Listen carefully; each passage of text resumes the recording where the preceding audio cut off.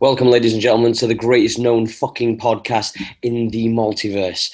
I am Asher Lamprey, and I'm joined by my brother from another mother, a man from a different land, my boy Eddie Law. How you doing, brother? Oh man, pretty good. Just chilling. Got back from work. It's funny when you get off of work. It's like a long ass day.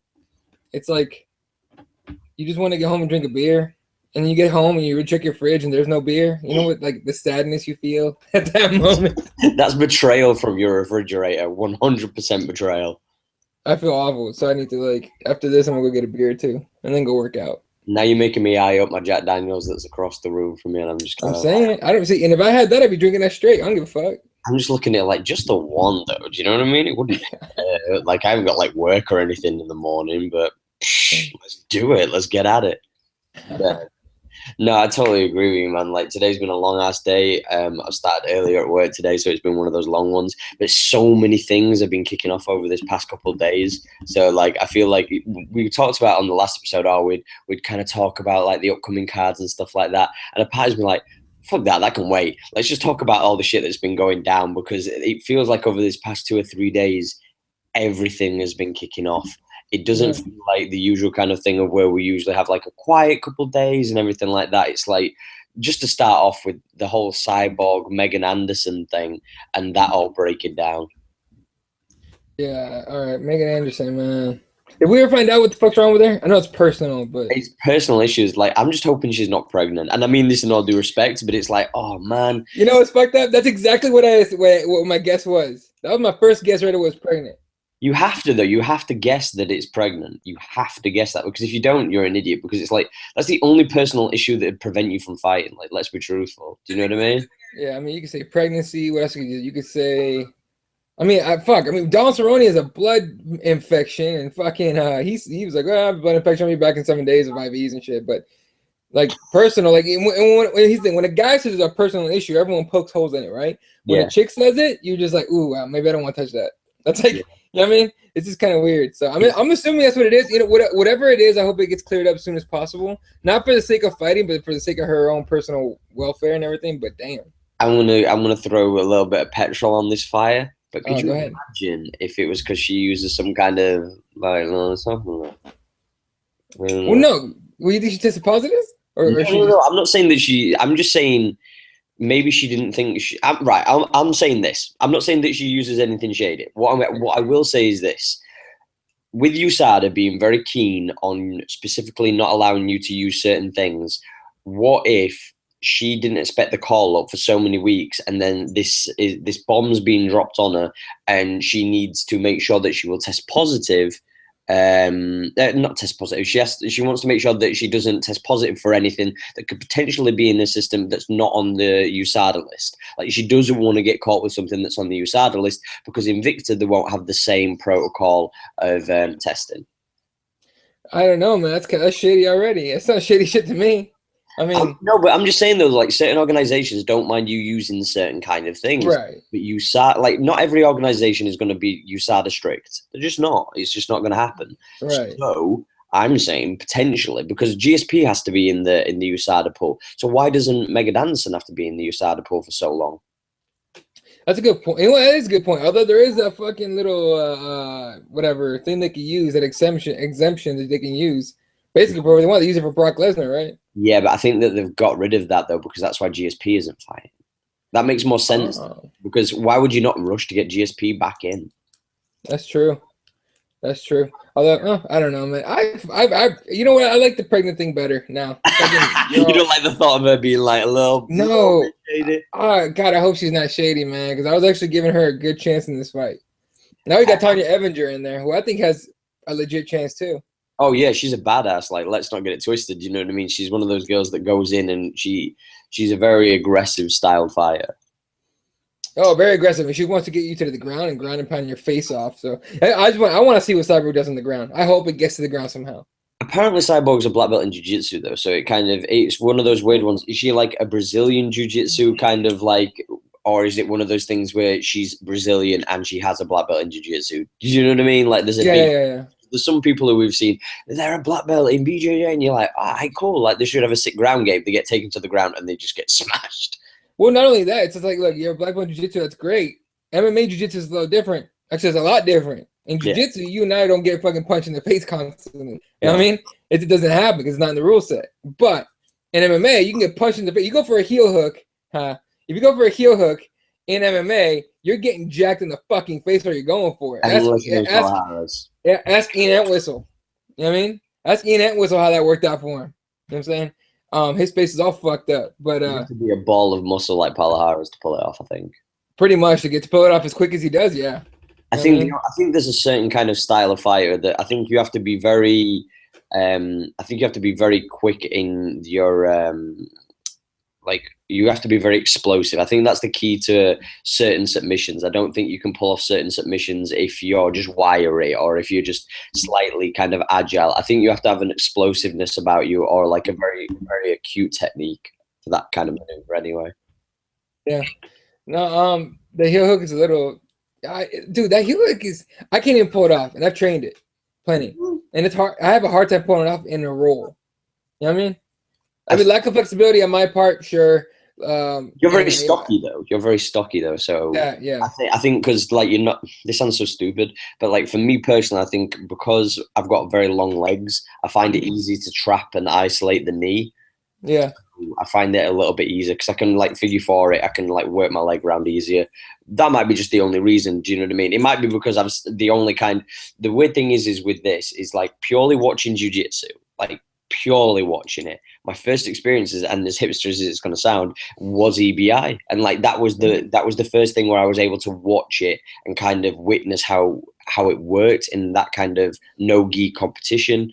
And you know, I think when you're watching MMA and you're watching jiu-jitsu and MMA, you see a big difference because you're watching people who essentially, you know, there's that gap, like you say, where people get punched in the face and it makes you change your mind. Like it makes you change your mind about going for an armbar or like a triangle or anything, any kind of submission. I think it makes you change your mind in some people anyway when they get hit in the face. Yeah, you know, it's the funny thing. You know how people say, "Oh, so-and-so doesn't like to get hit in the face." I'm like, dude, nobody likes to get hit in the face.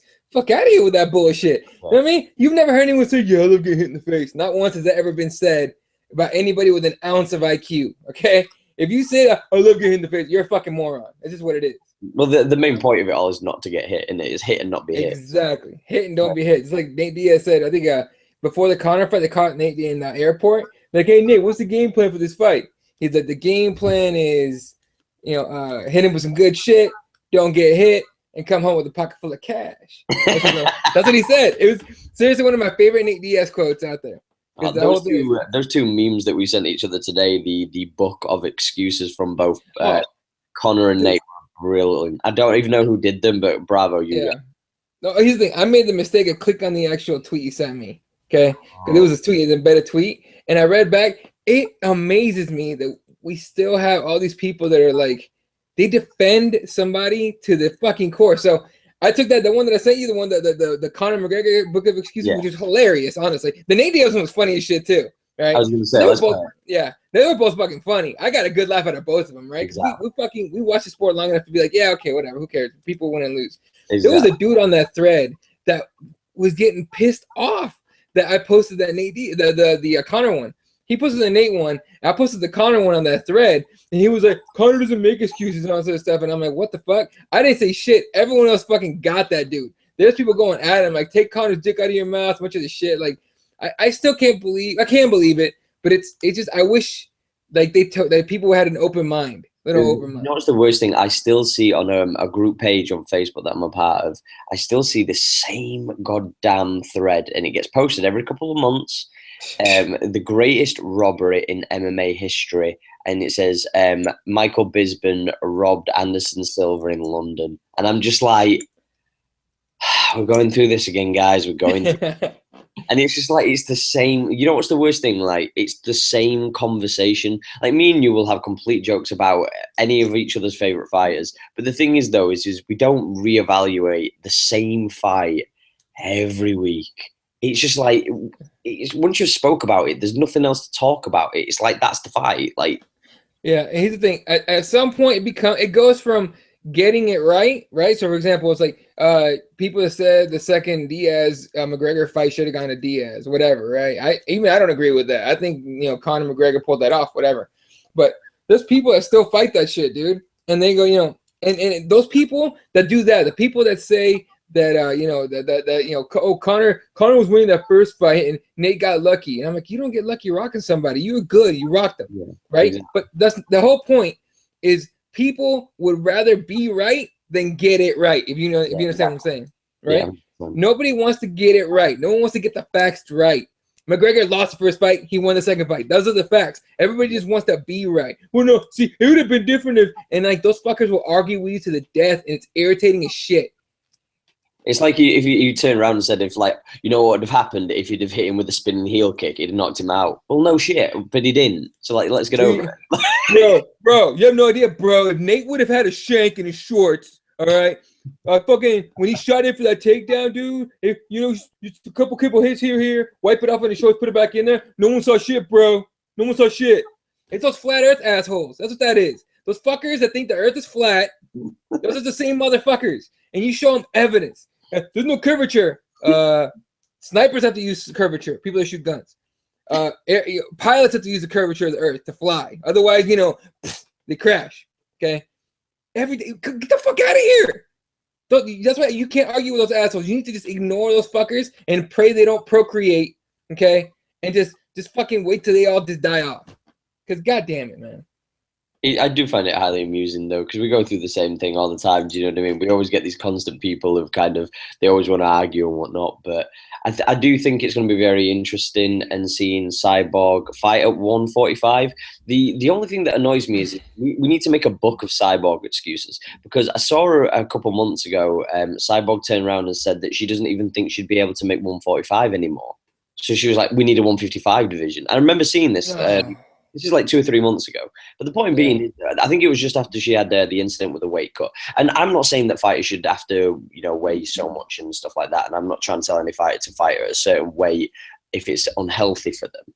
I do believe, you know, if you state so many times that you can fight at a certain weight, then you should fight at that fucking weight. Like, don't turn around and go, I deserve to be the 145 women's champion. All right, we're making the belt for you. Right, I think we need to do a 155 division. Like, get the fuck out of here.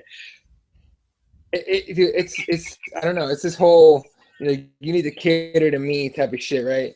And mind you, her Twitter is still fucking run by, I'm assuming it's her boyfriend. I don't think it's her manager. I think her boyfriend runs her Twitter, because a lot of those things is just like things that her account tweets. I'm like, what? But I know she didn't say that. She's not that smart. Did you see the Tony Ferguson tweet? Oh God. Okay. First of all, Tony Ferguson, I saw you shit on fucking UFC Tonight. Why? Just shut the fuck up. You're the worst shit talker. Him and Kevin Lee were worse than Michael Johnson and who's Justin. Yeah, Justin. What's his last name?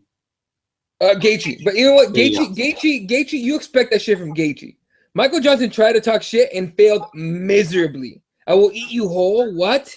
What the fuck does that mean, Michael? Okay. Tony Ferguson and Kevin Lee rank right above that. Okay, they're number one for awful shit talk, just cringy shit. All right, Michael Johnson's number two, but like by a little bit. All right, they might as well be 1A, 1B.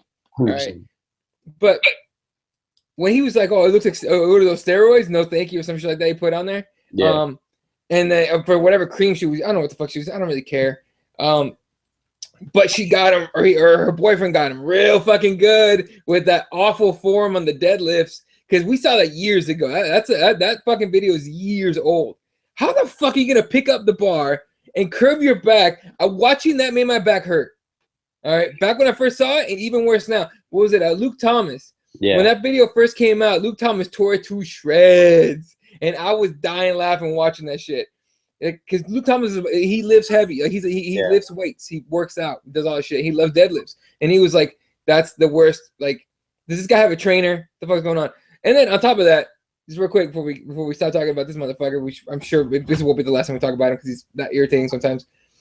The way he tweets is dumb because every word is capitalized. You notice that about his tweets? Yeah, I don't really understand. It's like the SpongeBob picture, like, you don't talk like this, you don't do like this. It's that kind of thing. I don't understand why it does the whole capital letter thing, but I don't know, maybe I don't know. It's weird when you ever watch anybody tweet, like social media wise, as far as fighters are concerned, because some of them write really eloquently and punctually and everything like that, and like grammar wise, they're perfectly incorrect with how they do their tweets. But then you see some people where it's like they're using U's and R's and twos, and I'm just like, oh god, it's like 2005 all over again. Yeah, dude, it's, I don't know. I'm assuming it's a setting on his phone. That's what I'm assuming. It's a setting on his phone that capitalizes every word. Because if you had to shift, capitalize, shift, capitalize, like, whoa, dude, what are you doing? That's a lot of work. It's a lot of work. It's just like, okay, what game are we playing here, Tony? What the fuck, dude? All right. Oh, leave Tony alone, man. I'm just hoping that he actually does get, because I'm leading this into it. This is a beautiful segue to kind of lead into probably the most talked about thing of today. Yeah, go ahead, man. Fucking A. I don't like it. Seeing as everybody wants to fight Khabib, allegedly Conor has said that his next fight, probably last fight, depending, he wants it to be against Khabib, but in Russia. I don't know how true that is, though. Who knows? First of all, Dana White has said that, oh, this guy wants to fight this guy. He wants to fight this guy. And then, people have come out and said, I didn't say any of that shit. I don't know where he got it from. He's making shit up. Yeah, but he's not going to. Yeah, but fighters aren't going to turn around and say that, though, are they? You know what I mean? Like, if they turn around. I'll say this.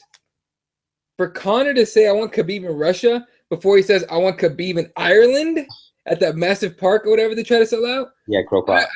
I don't believe for a second that he said Russia. I would believe it if he said, I want Khabib, but I want him in Dublin. Do you think that this is more of a ploy to elevate Khabib's status to potentially fight against Tony Ferguson later on in the year? I think maybe he's doing Dana White a favor. You know what I mean? Dana's like, come on, TJ just fell through. I need your help. Can you just shout out Khabib? And McGregor's like, yeah, sure, whatever. Dude, I'm training for boxing, but I'll say something real quick. I don't know. Part of me wonders if it's just a way of, like, if they make it sound like Khabib is this, the next guy, then it kind of makes people clamor towards wanting to fight him. Like, you know what I mean? So, like, if he fights against Tony Ferguson, it makes it a bigger fight. It makes it more of a draw, not just for hardcore fans, but because the casual audience will go, oh, that's like Khabib that, like, Conor wants to fight. Do you know what I mean? Like, yeah. Does it put him in position then? Yeah, of course. I mean, look, anytime McGregor says anything, that shit hits headlines, right? Look at this. Dana White, McGregor said he wants Khabib in Russia. It's all over the fucking place. You know what I mean? All over the place. So, of course, it's going to elevate Khabib. And look, I'd rather see Tony Ferguson fight McGregor first before Khabib gets that shot. I think Tony Ferguson deserves it because Tony Ferguson made weight and he actually showed up. Okay? That's as simple as it is. Because nobody else at 155 that makes sense for a title shot. That makes sense for a title shot. Now, as far as throwing anybody in there, you can throw whoever you want in there. I'll tell you right now that the UFC is kind of like, how can we sell Nate Diaz in the trilogy and make some money before Conor McGregor leaves MMA or fighting as a whole? But once he makes his $100 million. How can we make him fight for the title when he's not even in the top 5? Exactly, right? And they'll find a way, first of all. They'll find a way. Please believe WME does not give a fuck about the rankings. Does not give a fuck about making sense. And it certainly does not give a fuck what the fighters want. They don't give a shit. You know what I mean? Asses in seats, dude. Asses in seats. Pay-per-view sold. Merchandise sold. It's all about that money, baby. And don't forget it, ever. With that same thing said, I'm going to lead that into the part 2 of what Dana White said today. Yeah. Kind of shouting his boy today. Kind of shouting his boy DJ, didn't he? Oh man, he got real sarcastic with it. Like, oh, Ray Borg, I'm sure it'll break paper. What did he say? He says whatever. I don't know if you have a statement. Oh, that's short to put asses in seats, I believe, and that's gonna do good pay-per-view numbers. I was just like, oh, you can't shit on your own product, dude. Like, that's just not cool. Oh, here it is. This is what Dana White told MMA Junkie, okay? He goes, you want Ray Borg? We'll give you Ray Borg. I'm sure the fans would be clamoring and ticket sales would be through the roof and pay-per-views would be off the charts. Like, dog, come on, man. First of all, I hope. I like Ray Borg a lot. I like Ray Borg also. I'm a big fan of Ray Borg. I'm a big fan of Brandon Moreno. I'm a big fan of all those kids, right? The 125 division, to me, is one of the most, if not the most technical, one of the most technical divisions. That's why it's fun to watch for me, right? I like Ray Borg, but I hope DJ goes in there, starches his ass in like a minute, knocks him out or submits him or whatever, and gets the microphone and goes, "Hey, Dana White, eat 2 dicks," and fucking just drops it. No, Dana White. No, you need to do the Nate Diaz thing. Dana White, I want to fight your ass. Yeah. Fuck that, Dana White. Yeah. This is like, you're taking everything I work for, motherfucker. I want to fight your ass. Yeah, exactly. And he was really, because I want to fight your ass. Well, I'm in money fight. I mean, just a bunch of shit, right? Just go all out. And it's sad, but isn't Demetrius Johnson a pro wrestling guy? Like he likes WWE, or is that? I think it's more the kind of the theatricals of like gaming and stuff like that he kind of enjoys. But still, I still think he should do the pro wrestling shtick, because that's apparently how everyone's doing it now. Fucking DC's doing it. Fucking A. So why not do that shit and do the whole fighter against a promoter thing? All right, and hype it up real good, and people tune in. See, we go over this every week, but a part of me just wishes one day there's a wrestler, for anybody who's wrestling fans, they'll know of somebody called Xavier Woods, who is not one of the most popular guys in WWE. He was kind of very low on the card and whatnot. And they managed to promote him and elevate him in the right manner. He's a big gamer, big Twitcher, big YouTube guy. And he's developed that through using his wrestling platform and using his gaming platform to become one of the biggest stars in the company as far as merchandise sales. And everybody buys his stuff and everybody watches him. And he's one of the most beloved characters in the WWE. And you kind of think to yourself, like, God damn, like, there's room. And he's been going to all these big gaming conventions and he's repping the flag. Do you know what I mean? As far as like the company. And you think to yourself, WWE get it. WWE get it. And it's a weird one when you think to yourselves that somebody as big as WME and IMG, they don't seem to just get all these different people that they have on the roster. Because with that same thing said, to talk about like Felice Herring when she was crying and saying that I'm not, you know what, I'm with you on this, because a part of me was like, well, you are kind of pretty. And like people do like to watch you fight. No, I'm not saying she's a stunner, but I don't think Paige. No. I don't think Paige is a stunner. If I'm being completely honest, I don't think Paige is stunning. I don't think Paige is as good looking as everybody makes out. But she's got the American apple pie look. So like for you guys, she does. So you guys are gonna clamor all over it. That's just the way you guys are. That being said, if we had to rank it on my top 3, Grasso, Watterson, and then Paige Van Zandt. See, I'd probably go Rose Namajunas, Grasso, and then probably Watson. That makes sense. Yeah. Anyway, but the Felice Herring thing, what would she say? She was complaining. It's like, oh, UFC doesn't promote me because I'm not as pretty and young. I'm not pretty, and I'm not being given the same opportunities. But the thing is, though, is like people have been talking about her fights. People have been excited to see her fights. And it's like, instead of bitching and moaning, it's not like she's been held down for years. It's not like she's been, oppressed or anything. It's a case of she just hasn't got the big promotion yet. It's like, hold on a minute. Rose Namajunas was set up to lose against Paige Van Zandt. Everybody was making out that it was going to be a walkover. And then we saw for 4 or 5 rounds, Rose Namajunas put that ass in place. She put that ass in every sense, whether it were on the feet or it were on the ground. Everybody was like, Paige Van Zandt's got knockout power. She's got great wrestling and she's very gritty. She got beat up. She got the shit kicked out of her. It was like, and then who was next? Michelle Watterson kicked her ass too. Michelle Watterson went in there with legit skills. Here's the thing: we went from the 115 division, supposedly being the eye candy division. That's what they were trying to do with Paige and Caitlin Curran. And who, by the way, is incredibly beautiful. I'm a big Caitlin Curran fan because she's just sexy as hell. But and she could fight. But I mean, and they put Watterson in there, Rose, everybody, right? Good looking girls. Grasso's in there, right? Turns out they have a bunch of crazy chicks that can fight like a motherfucker at 115. Who knew? So they put their best looking chick in there, their big promoting push, and it gets the shit kicked out of her by Rose and gets the shit kicked out of her by Michelle Watterson. Now they got legit fighters. And even the more funniest thing about that, though, when they turned around and they pushed Michelle Watterson straight afterwards, she got to fucking fight Rose. And Rose was like, nah, I'm not playing this. Yeah. Short hair bitches, what's up? And then that's it. Finish that fight. Catching hands on those, so. Yeah. No, and now here's the thing about Felice doing that. When 115 got made and they were doing that tough season and shit, please remind me who was the one out there putting booty shots and fucking cleavage shots and bikini shots and topless, just covering the nipple shots out there. Who was it doing that? Hey, also, just like to add, she recently had a video leaked of somebody recording her whilst getting weighed with her butt out the entire time.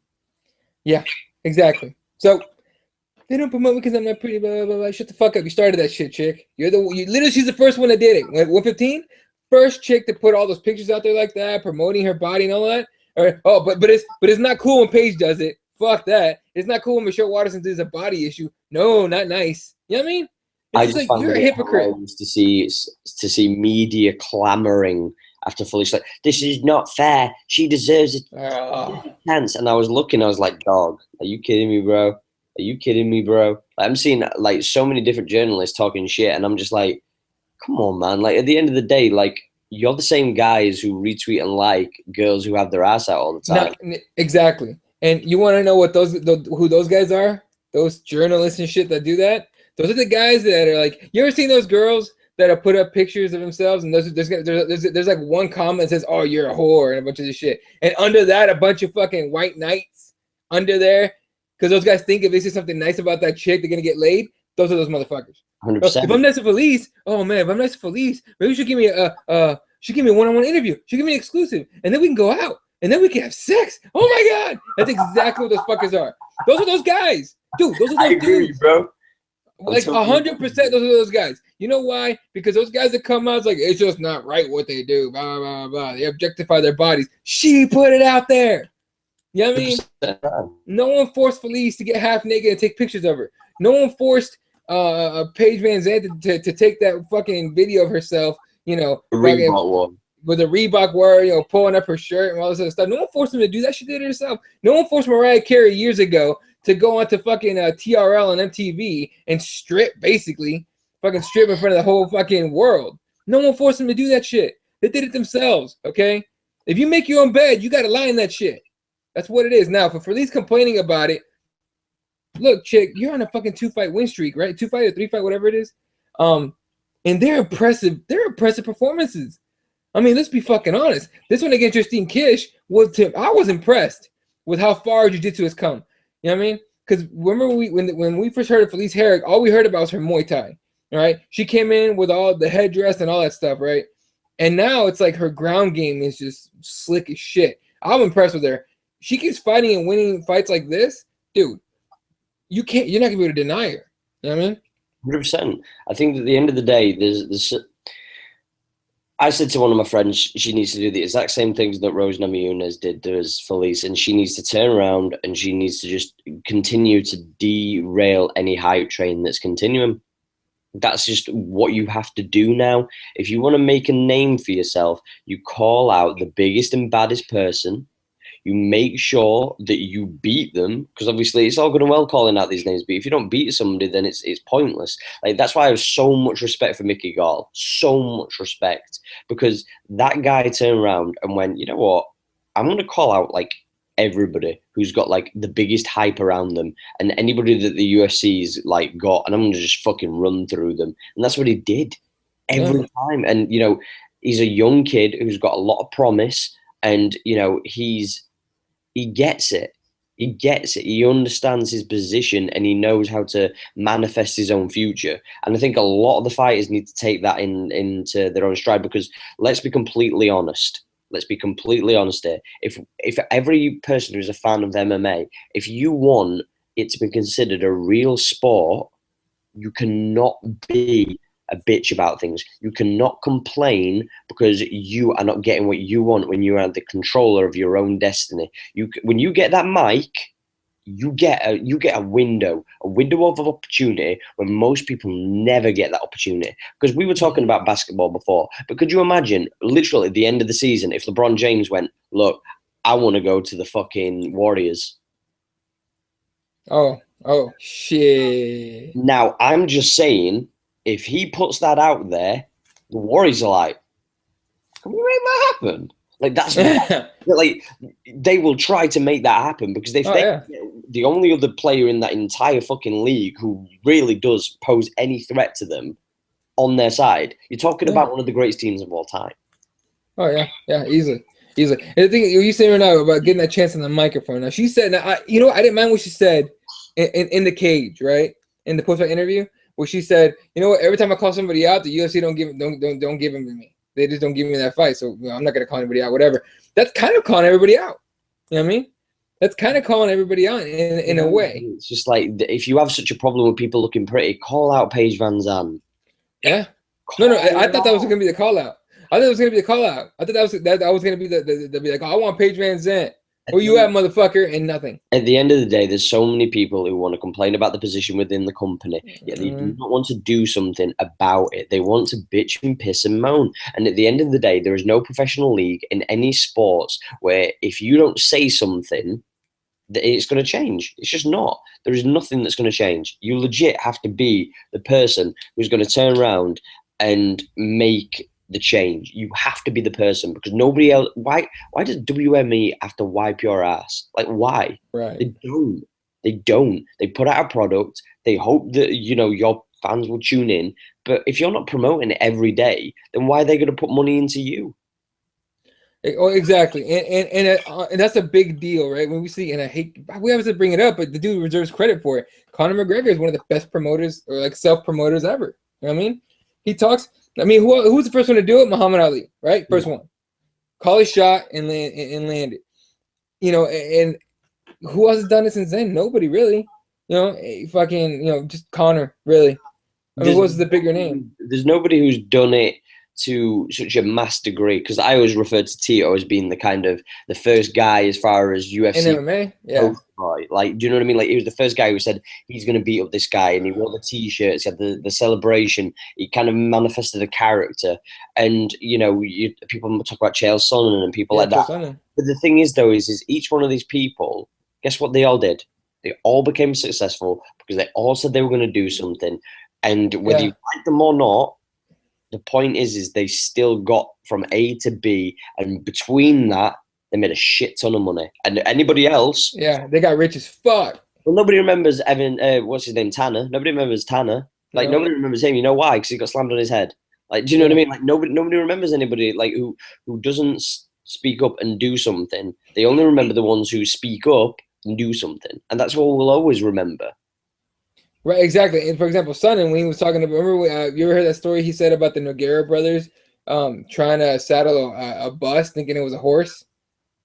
No. Oh, you need to look that up on YouTube. He basically, you need to look it up because I'm not doing it justice whatsoever. The way he said it was, you'll fucking be laughing your ass off. But he said, Brazil, I saw the Nogueira brothers trying to saddle a bus thinking it was a horse. They stuck a carrot in that fucking grill of that bus thinking it was a horse. Like, the way he said it was hilarious. Then in the cage, at Bellator NYC, he was like, Fedor asked me for an autograph, but I pat him in the head, tell him I think about it. But then that told him that he'll find that on the bottom of a contract. Yeah. Like, that is using your mic time wisely. Now people will say, "Oh, that's not what martial arts is about. That's not what this what fighting is about." And everything. Look, can we forget the old ways of everything at this point? This isn't Bushido, motherfucker. This is not Bushido. It is a new era where it's not about respect anymore. You guys can think whatever you want about martial arts. I agree. It's about martial arts about respect. Okay. Mixed martial arts about respect too. But now we're seeing in jiu-jitsu. The shit talk? Gary Tonin? Gordon Ryan? Dylan Dennis? I mean, you know what I'm saying?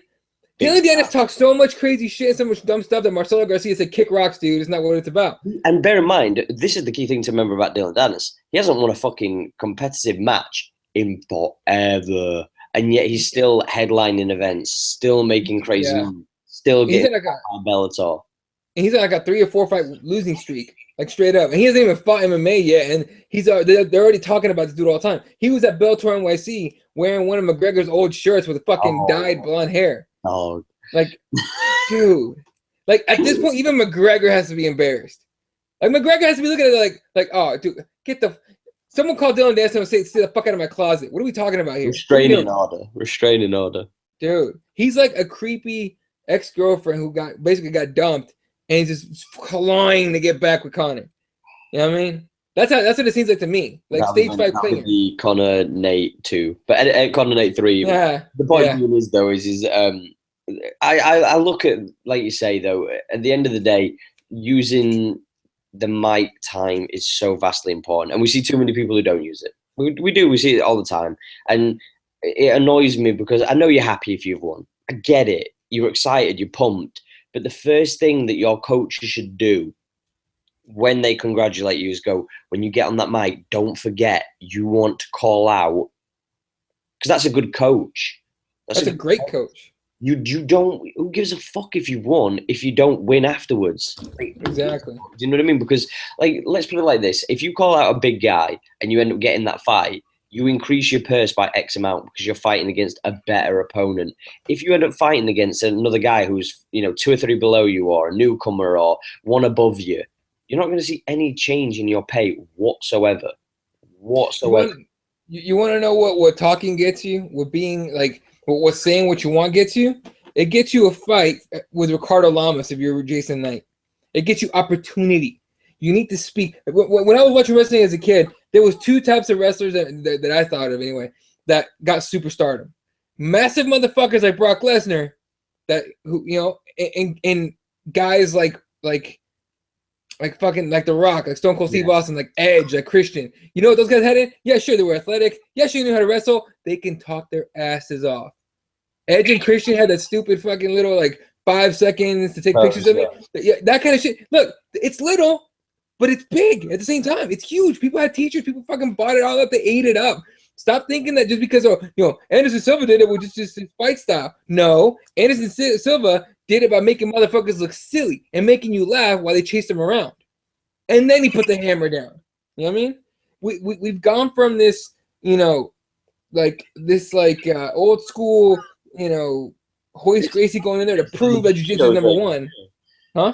It's like the Bushido thing of like respect and honor, and you know what I mean? Yeah. The MMA has evolved to this. Is it pretty? No. Is it right? Does it go like the Bushido way? Does it go the respect way? Hell no. Is it entertaining? Does it make money? Yes, and that's all WME gives a shit about. That's all UFC gives a shit about. And believe me, it's all Scott Coker gives a fuck about. All you motherfuckers that are like, oh well, no, Scott Coker's trying to make legit fights. No, the fuck he's not. Get out of here with that shit. If anyone has the balls to say Vanderlei Silva was a legit fight, you can eat 2 dicks and they gotta be infected, motherfucker. Because what the fuck? Are you serious? No, it's about making money. All right. The sooner everyone accepts that Bellator and UFC don't give a shit about rankings, that Bellator and UFC don't give 2 fucks about what's right and what's fair, that all they care really about is making money, because that's the whole point. That's why they give Aaron Pico fucking Freeman, knowing damn well I shouldn't have done that. Okay. Then you're better off. You'll stop being butthurt about dumb fights. You won't be upset when Nate Diaz jumps Tony Ferguson and Khabib for the lightweight title against Conor McGregor. You won't get mad about, you just be like, well, fuck it, so what it is. And then you can decide whether or not you want to keep watching. Well, the funny thing is, though, is a lot of the hardcore fans, I'm going to keep doing that for the rest of the fucking time we ever do these shows. But the hardcore fans, if genuinely Nate Diaz got to fight for the title against Conor, just jump straight through after this Floyd fight, you know for a fact not one of them would complain. And I know off the top of my head various people who would just be like, I'm down for that. I hope Nate wins. I'm still seeing people who said they weren't going to talk about the Conor fight legitimately every fucking tweet, quote tweeting something that Conor's posted, quote tweeting an article that's to do with Conor. I'm like, you guys, like, I'm a fan of Conor, and I don't even quote tweet his stuff. Like, I see his pictures, and you know what? The only reason I do this, and this is the fanboy in me, I'm not even gonna give a fuck, but I have notifications for when he tweets, and the reason why I do this is because, hey, hear me out. No, I get it. Legitimately, the reason why I did this is I turned it on when he retired, quote unquote retired, and I was like, fuck, I need to know like what he's gonna say like when he says it, because like big news. This is like UFC 200. Like, this is supposed to be like one of the biggest fights ever, and this is insane. Like, how can somebody who's like the biggest star retire like this? I don't get it. And over time, I've just kind of left it on. But the thing is, he doesn't tweet that often. But the point being is, though, is like when he does tweet something, it's like, this is breaking news, because this is like our only star. And whether you like it or not, that's the facts. Like that, it hurts your feelings. I'm sorry, but it's true. And for me, I think that a lot of people who, don't want to talk about him more often than his fans. And I think the fans get annoyed because if people who weren't fans of Conor didn't talk about him as much, the fans of him wouldn't defend him as much. That's what I personally think. Because you could put a picture, I didn't even know that you'd put that picture up. I know that you DM me it. Mm-hmm. I don't even know that you put that picture up because I don't care.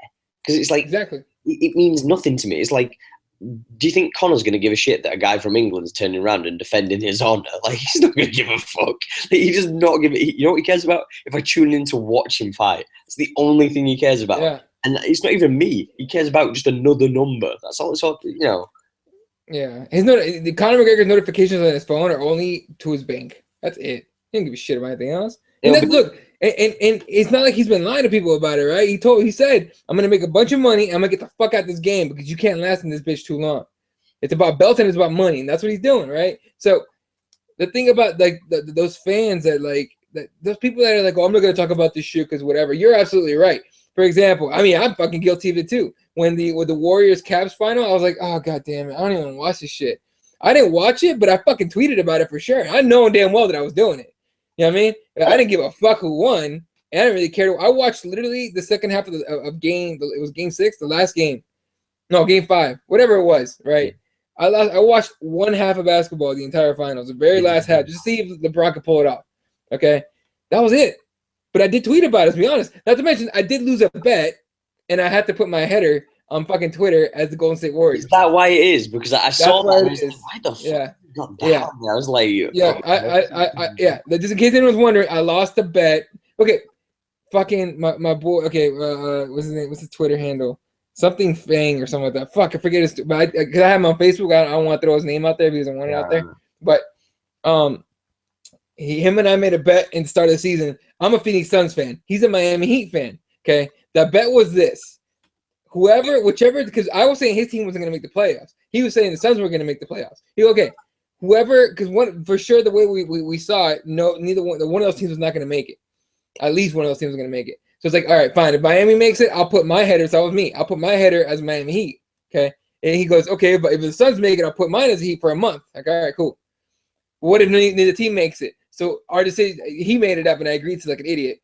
He goes, all right, whoever wins the NBA Finals then. If neither one of our teams makes it, it's whoever wins the NBA Finals. Please believe I was pulling for the fucking Cavs. I hate the Warriors. They're in our division. On top of it, they're in our division, okay? But I hate the Warriors. And, of course, I tweeted like hell about them because I was like, fuck that, fuck this shit like that. And it isn't even the actual Warriors. I hate Warriors fans because the fans that are in those seats, they're in the floor seats in the fucking midsection that are kind of expensive. Those fuckers are bandwagons. The real fans are up in the fucking in the fucking nosebleeds. You know what I mean? So anyway, so that's why that is. But you're right, dude. People that hate Conor McGregor, they tweet more about him than anybody else. People that hate Nate Diaz tweet more about him than anybody else. It's hilarious how human nature works. You talk more about what he did. Dude. People on Twitter and in real life, when you walk around, people will talk more about what they hate than what they like. Isn't that fucking crazy? I had a moment with somebody today whilst I was at work, and we were having a little bit of a heated discussion because he turned around and he was acting all like, confrontational and big and, braggadocious and whatnot.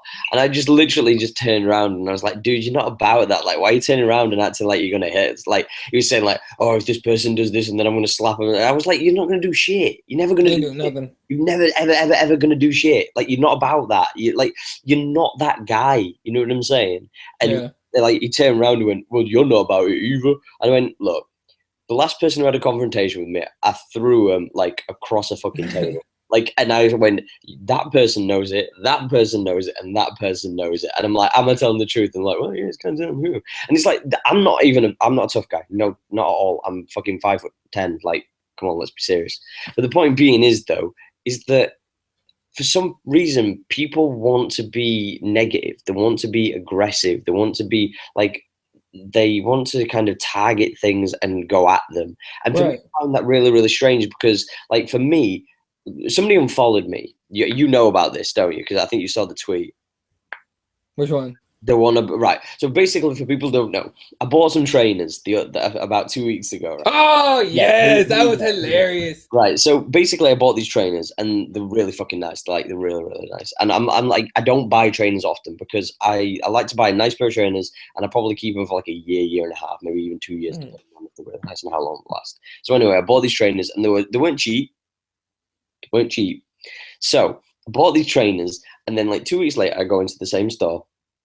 And I go in the shop and I see the same fucking trainers have been reduced by half price. So I'm fucking mortified. I'm wounded. So I tweeted about it and I tagged them in it. I just like to state, I do this because I think to myself, like, well, if something can be resolved here, why the fuck would I not do it? Take a shot. Yeah, take a shot. You know what I mean? Like, if I put it this way, if you tweeted Nate Diaz and you said, dude, love to have you on the show, and he fucking replied, that's game changing. Like, you have to throw, when it comes to Twitter, I think it's so stupid that people don't understand the original principle or concept of Twitter was to actually engage with celebrities. That's what it was. It was to engage with celebrities. So celebrities would actually have a way to directly communicate with their fans. Anyway, the point being is I tweeted that, and somebody who followed me replied with unfollowed, and I was like, like I didn't understand what was going on. I didn't understand, like I just didn't get it. So I replied to him like, and he was like, tweeting like a 14-year-old girl is not acting like a man. I was like, okay then, well, it was nice knowing you. Like, I wish you all the best, bro. Like, peace. And I was like, there was no venom within my heart because I thought to myself, if that irked you so much that you had to click, you had to physically go onto my profile, you had to click onto another button and then click on another button to hit unfollow, then you've got more problems than I have, dude. And I have nothing but fucking, good wishes for anybody as far as it's concerned. Like, unless you do something horrible to me, I really don't care. If people want to unfollow me, that's totally fine. I do not mind. It's all good. But the funny thing is, though, with that same thing said, is I did receive a reply from the said company. And I'm currently in the process of DMing them. And I'm expecting a phone call tomorrow where I'm going to get 50, I'm going to get like the half the amount that the cost. They're on about either refunding me or potentially giving me an install credit. So therefore, I could get some more shit. So the point being is it worked. Exactly. You took a shot and it worked out. No, people, what's funny about people that say unfollow or people that block you? I love that because they have to go out of their way to do it. That's what especially when it's like people that are like bigger names. For example, Helwani blocked me. Douchewani blocked me, and it's fine. I was okay with it. He blocked me over some petty shit, but whatever. He's the people who tell me because I was like, oh shit, Douchewani blocked me. The fucking Helwani blocked me. They're like, oh, what'd you do? And I'm like, that's not the point. The point is he had to click on my face. He had to go down my profile, and he had to hit block. He had to, you know what I mean? Like, that's how you own somebody like that badly. They have to go out of their way. You know, especially when they go, I don't give a fuck about them. Well, you fucking gave enough of a fuck to block me. That's why I have a weird goal, and I got this from from the late great Andrew Reid. He was actually blocked on Twitter by Donald Trump, like a while ago, which is fucking hilarious, right? Yeah, I want to be blocked by Donald Trump, like, and so I won't even say like awful shit. Like Andy used to say awful fucking shit about Donald Trump on Twitter and on our shows. Like he said some fucked up shit, and but like I just poke the bear a little bit every time. By the way, it's funny how people take Twitter so seriously that, for example, Donald Trump puts shit on Twitter. I can't make fun of it because he's the president. Since when did that fucking happen? People that you get mad at me about that. It's fucking hilarious. See, there's only my friend. He's been blocked by Hulk Hogan. That's awesome. See, mine is it's slightly impressive, but not that impressive. The only person who I really know who's a biggish name that blocked me is Jim Ross, the WWE. Yeah, the announcer. Yeah. Wow, Jim Ross blocked you? Yeah, Jim Ross blocked me, bro. Like straight up. And the worst thing, the nicest guy ever. He's a fucking asshole, is what he is. Like he's a straight fucking douchebag. The reason why is because me and all my friends, my childhood, wrestling hero and all that kind of thing was Shawn Michaels, HBK. So when I finally got to meet him at one of these meet and greets, this is like a couple of years ago and everything like that. So we went to go and see this event, and we were expecting to hear him talk and this, that, and the other. And then we found out one of the other special guests was going to be Jim Ross, who was going to mediate it. So I was like, that's fucking cool. Like, I like Jim Ross. I like Jim Ross. This is going to be awesome. He's going to ask the questions that we want to know about Sean. And I'm going to get to meet Sean. I'm going to have a picture with Sean. This is going to be a sick day. This is going to be an awesome fucking time. So you're thinking we're going to have some nice fucking conversations here. We're going to have some great answers. We're going to have a good interaction. We're going to sit there and hear some cool stories. Nah, motherfucker, we got to hear Jim Ross talk for fucking 3/4 of it and just rattle on and interrupt Sean talking about his own fucking personal opinions about stuff people were asking to hear Sean's thoughts on. So I tweeted him directly after the fucking show saying, is there any chance we can get like a refund, like, on your behalf? Like, can we get like half of our money back since you talked for like 3/4 of the fucking event? And he blocked me. It's funny as shit. He gets a bunch of like, hey, what's up, fat ass, like tweets all the time. You know who I just remembered to block me, and I fucking died laughing when I saw it? Tito Ortiz. Really? Tito blocked you? Tito blocked me. I can't remember. I think I said something about like his head is massive. I think I said I'm making fun of the size of his head. I'm like, I don't think you can make a hat that big. You would think that a guy like that would have some kind of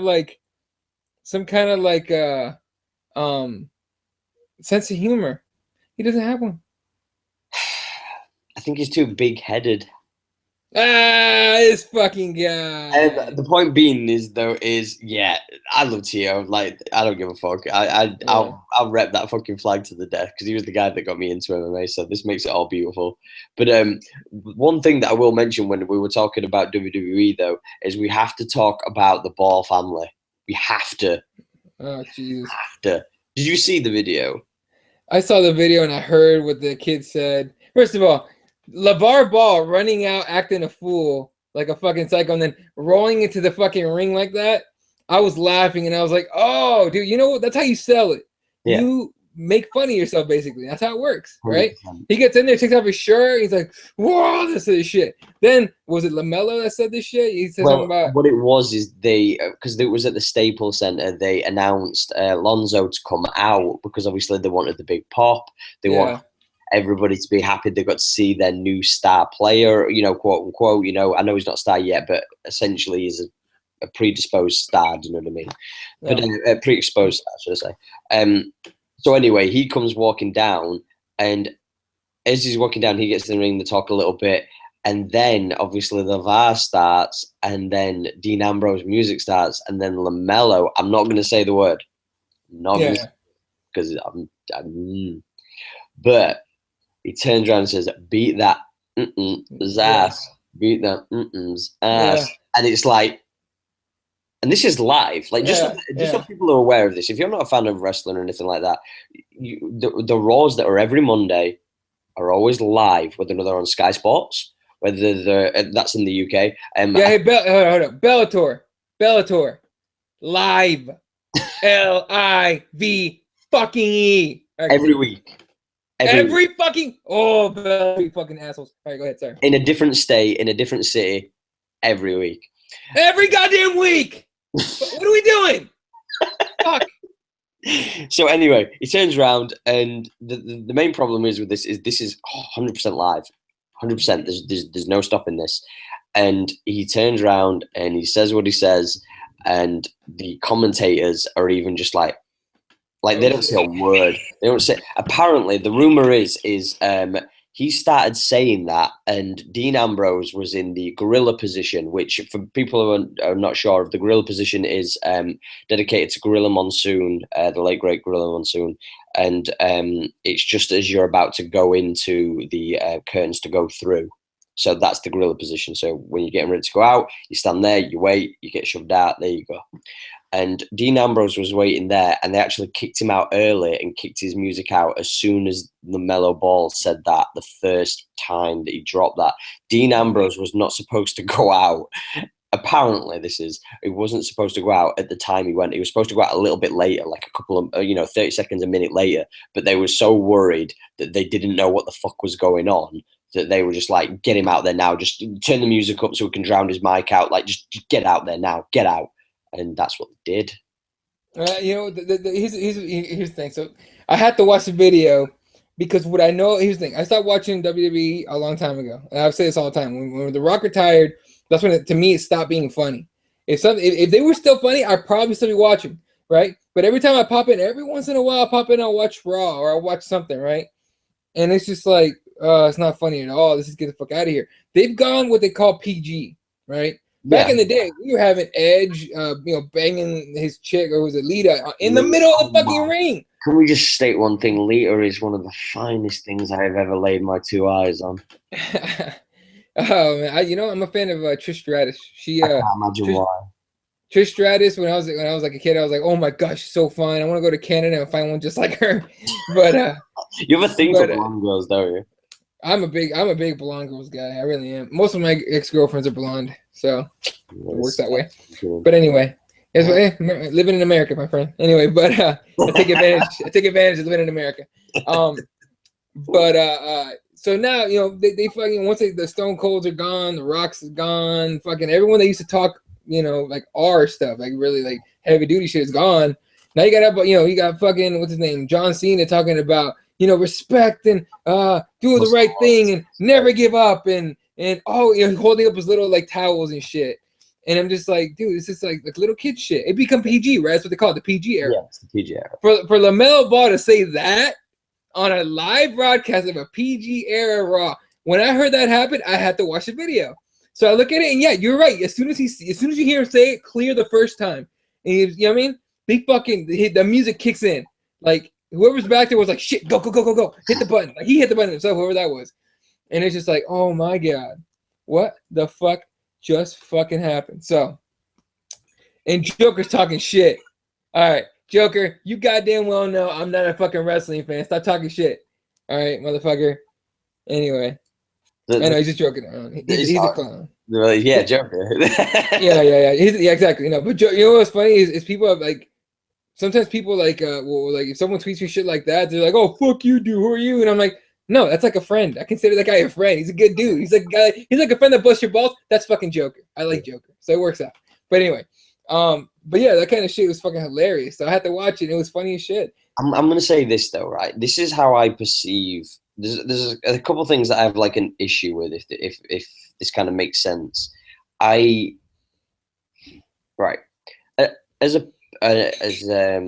as a person who looks at like the outside world, for me personally, I understand like different parents have different ways of kind of looking at how their kid should act.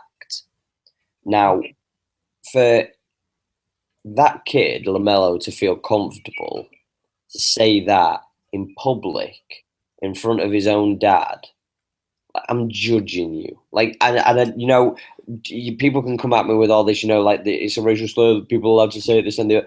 It's still a foul word. Like you don't say it. It's a slur. It's a slur. No matter what it is, it's a slur, and that's the end of it. And for me personally, I think it speaks more about the relationship of how I think. You know what, right? I think LaMelo's his dad's son. Yeah. And you know what? I think Lonzo, from what I've seen and the way that he carries himself, for some reason I've got a feeling he's more of a mum's boy. And I think it shows that when you watch the Ball family and you see how they all act, Lonzo's probably the only one you'd go, he's probably not related to them guys. It's probably his cousin or something. Like, because Lonzo seems like the nicest guy and the most unselfish guy. And then what's even funnier is he's a playmaker. Yep, he's a pass-first point guard. He assists, he passes, he gives. He's not selfish. He gives the ball. And that, to me, like, I think it reflects in his character. When I see him come out, he looks like the nicest guy. And I think to myself, you don't have to worry about him when it comes to him playing. I think the only thing you have to worry about is his family saying stupid shit in the media. That is literally the only thing you have to worry about. Don't worry about him on the court because he's going to be fine. Because he's not that way out. Yeah, and the thing about and that whole thing where LaMelo said that and whatever, it speaks more about, like I said, about LeVar than it does the kid, because LeVar is letting his son say that shit. You know what I mean? If I had a kid and they turned around and said some foul shit in front of me, you believe me, I'm ragdolling them. I'm ragdolling their ass out, and it ain't happening. Nope. Like I wonder if LeVar said something to LaMelo in the back, he was just like, all right, motherfucker, what was that shit? Would you learn that and how long you been saying it? You know what I mean? Because kids think they're cool, especially because that kid's in high school, right? Kids think they're fucking cool, and they can say whatever they want. The kid says that it's him and his buddies probably say it to each other all the time. So it is what it is. But in front of millions on TV. That too. But out at like 3 to 3.5 million on audience in the United States. Yeah. Shit, I cuss my ass off on these shows. On this one, on the Advocates, on Crossman, I cuss my ass off when I go fucking, when I work out. When I roll, not as much because you're too busy trying not to get choked. But, play basketball, you cuss your ass off. Me and my friends, this is how I talk. I grew up with a bunch of fucking, like bad-mouthed kids. This is how it works. Yeah. So that's kind of works. However, when I go home, please believe I don't say shit around my parents. Like when I go see my parents, it's proper English at all times or proper Spanish. No cuss words, no slang, none of that shit. I can't even say the word damn or bloody hell in front of my mom. Growing up, my mom said the word stupid and sucks was a bad word. Really? If I say the word bloody hell, my mom looks at me like I just fucking said the cunt. It looks like I said the word cunt. That's she looks at me like, what are you saying? Like, she really bugs out.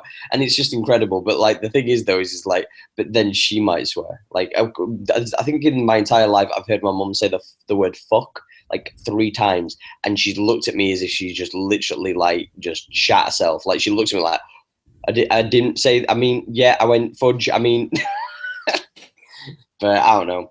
I just think that as a parent, I think you have a responsibility, especially to make sure that your kid does not say on live television a word they shouldn't in front of 3.5 million people live and then multiple around the world, and then how many social media impressions that's probably, Oh, yeah. Dude, when that happened, I mean, I found out because of Twitter, dude. Fucking, I didn't get a text from anybody. I didn't see it on Facebook. It was on Twitter. And it's trending like a motherfucker, so... Yeah, that kid's off to on the wrong foot. Let's be honest about that. He's on the wrong foot already. But I'm sure LaMelo's going to be on that ass trying to make sure he don't do that shit again. With that same thing additional, though, just to speak of a very sad moment, the MMA gods took away from us another fight. God damn it. And when they took from us, arguably, what could potentially be one of the greatest stand-up wars in MMA's history, they took from us Cowboy Cerrone and Robbie Lawler. It's the saddest shit. The fucked up part is, I got that. I got a tweet saying, "Oh, you hear Cowboy pulled out?" I'm like, bullshit. Cowboy doesn't pull out of shit. Cowboy will go in there with one leg. He don't give a shit, or he'll go out there with no arms or legs. He'll fight anybody at any time, right? Stomp it up. He don't give a fuck. He don't give a fuck. He'll be drunk as shit. He'll be high. It don't matter. He probably, he'll run out there trying to pull his shorts on with the fucking, rubber like hanging out of his pocket, and it doesn't even he don't give a fuck. And then I heard, I realized it was like blood infection thing. He has to be on IVs for like a week or something. It's like, oh, that fucking blows. The shitty part is like, we lost for UFC 213. Fine. Everyone's talking about, oh, maybe we'll make it UFC 214, which would be awesome because UFC 214 is already stacked to shit, right? Yeah. 100%. Now they're talking about it might not even make that. That's the saddest part to me. We won't get that. If we get that fight, it won't be for like 2 months, 2-3 months. It's heartbreaking. It really is. It just blows, dude. I was looking forward to that for 205. Remember that fight was supposed to be in Madison Square Garden? If that fight had been on the card, I genuinely think it wouldn't have even been a question that would have been the greatest pay-per-view ever. Oh, easily. Yeah. It'd have been easily. You still say it is now. I still think you could say it is now with that card. I think it was such a good card. Yeah. Main I'd event, say Conor McGregor. up there. It's up there. It's definitely up there. I like, and maybe I'm biased. I like 189 a lot. I like 189. I like 202. Also, 202 was legit. 100 is obviously a big one. 196, possibly with the greatest card ever. Yeah. Hey, you're not wrong. You're not wrong though. No. Yeah. from an out like perspective, when you look at certain cards, like if you take out fans and favorites and all that bullshit, when you look at fights, like me and my friend, when 196 was the Miesha Tate one as well, weren't it? Miesha Tate putting home to sleep.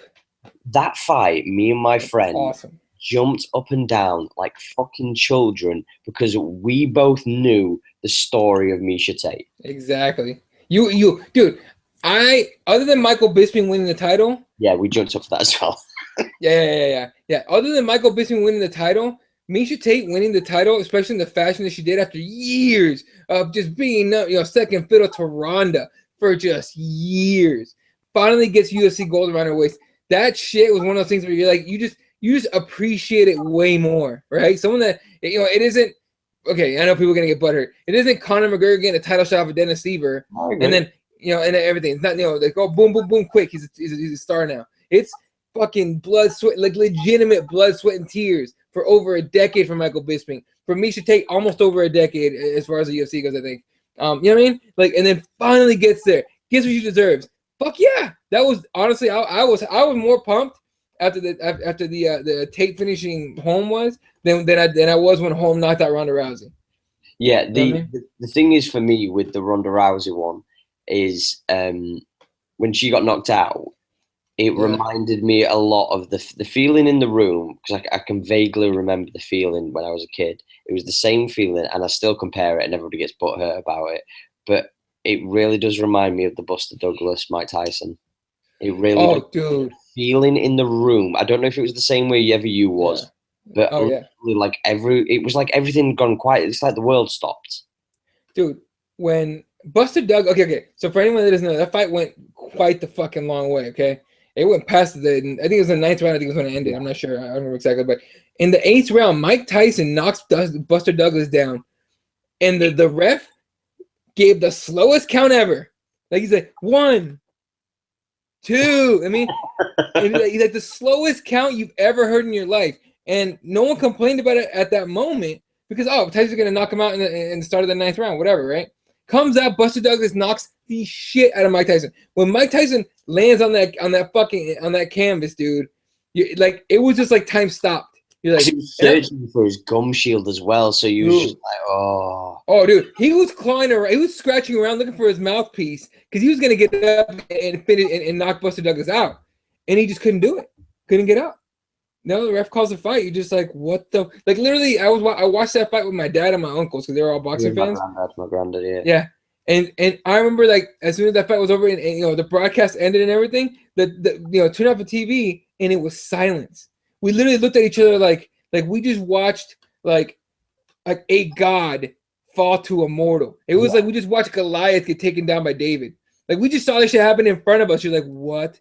Like, 100%. Is this reality? That's exactly what it was for Ronda Rousey. For me, when Holly Holm knocked her out, it was crazy. I 100% agree with you. Like, there's certain moment. You know what? This is why the sport is so beautiful. And you know what? No matter what anybody says, I think every fan that loves MMA, there's so many things we can complain about. There's a million things we can complain about. But this sport is a baby, and some of the moments that we've gotten from this sport. This is and I say our sport. It doesn't matter if I don't like you because you're a hardcore fan. But the thing is, though, is we are so blessed that whether you're a Dan Henderson fan and you got to see the flying elbow, the flying forearm onto my Bisping, even as a Bisping fan, you go, oh my God, that was insane. Ronda Rousey Ronda Rousey getting head kicked. Do you know what I mean? Or even Ronda Rousey when she won the title in the first ever women's title match, where she gets tight in that rear naked choke and it's cracking across the face, and it's deep. It's deep as fuck. It looks like it's all over. She manages to survive and shuffle her off, and she pulls up a bra and she's like, let's get at it. And she gets straight back to business. Michael Bisping, 15 years in the making, finally becomes a UFC champion, after numerous things, eyes being kicked out and all this, there's so many beautiful moments that this sport has provided us. And we're truly blessed because there's a lot of other sports that does not get that. They might get one every 5 years. They might get one every 10 years. They might get one every 2 years. We get them like every other month. And I think that one of the other things that's disappointing is because MMA is a reflection of the growth of social media.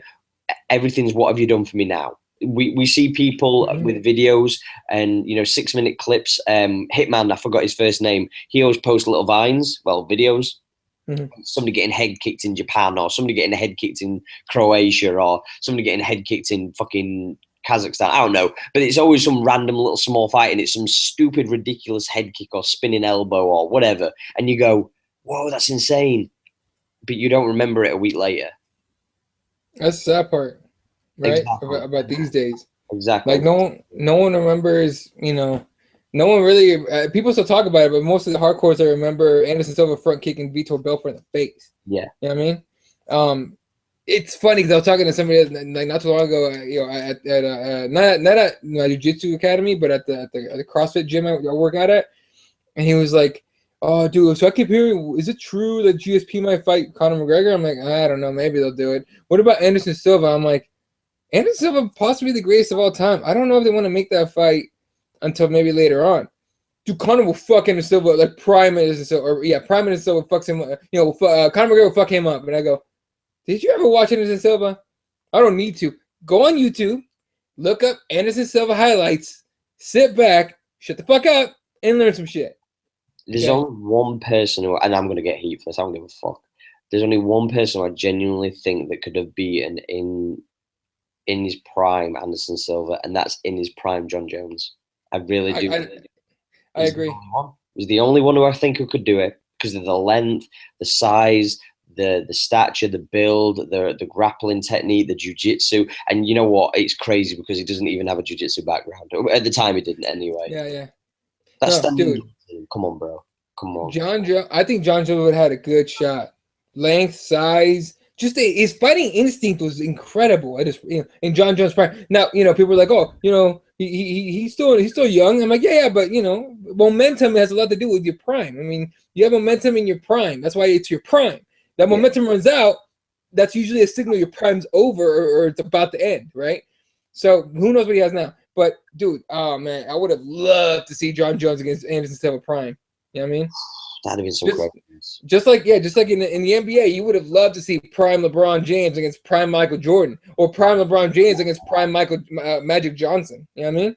Yeah. Like or prime Kobe against prime Michael Jordan. That's what I would have to see. Like a team, like 2-on-2. Yeah, you have to do it. Yeah. 2-on-2 if you could do it. Kobe and LeBron prime against Michael Jordan and Magic Johnson prime. Because you don't know who's gonna win. That's a hard one to call. I like Michael Jordan in that one, but yeah, totes. I just like the speed, man. Like I don't think you catch him. Yeah, I like Michael Jordan in that one by a little bit, not even by a lot, by like a game winner. I like Michael Jordan in that one. See, the thing is, though, is what we'll kind of lean on that. But the thing is, though, is with Michael Jordan, I think the only reason that you have to take into account how great he was is because he was around when there were so many other greats. Yeah, Charles Barkley, Larry Bird, Larry Bird at the end of Larry Bird and Mike Jackson, honestly. So it wasn't like he was like in his prime. But you Barkley, have Patrick Ewing, all the big great names, all the big names, huge names.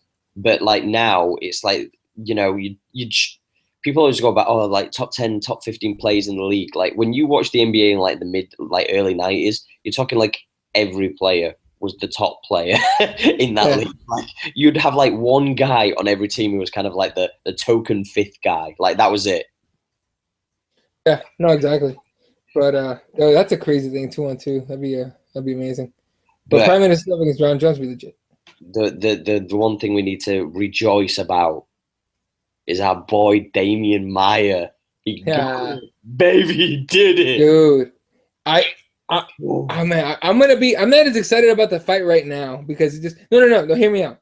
I'm excited about the fight, but I know as we come close to it, like I'm gonna be like, holy, like, because I don't believe it. You know what I'm saying? Like, I'm the reason I'm not hyped about it is I don't want to get excited for it and then have Dana White go, oh, never mind, we're gonna pull Maia and put GSP in with Tyron Woodley, because he'll do shit like that.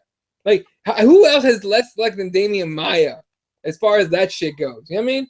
Other than Michael Bisping, of course, back in the day. But Demian Maia constantly gets screwed over, in my opinion. So I'm not going to get excited until like a week out, right? Because no one's going to GSP's not stepping in there with a week's notice. It's not happening, okay? So a week out, please believe I'm gonna be pumped as fuck for that fight. For now, I'm just gonna hope Dana White doesn't fucking pull a fast one on Demian. I think that it's going to be really exciting to see, because the thing is regardless of who wins that fight, I'm rooting for my boy Demian Maia.